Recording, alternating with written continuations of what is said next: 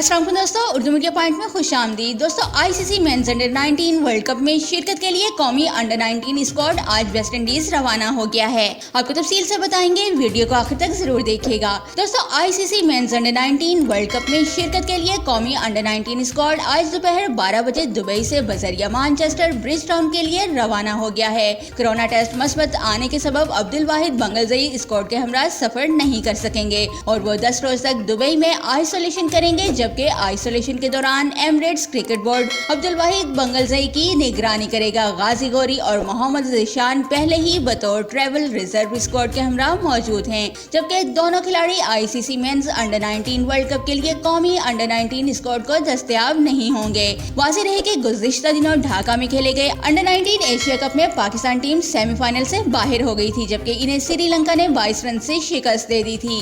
नाज़रीन, क्रिकेट से मुतालिक मज़ीद खबरों और लाइव मैचेस की अपडेट्स के लिए हमारे चैनल उर्दू मीडिया पॉइंट को सब्सक्राइब करना और बेल आइकन को प्रेस करना मत भूलिएगा।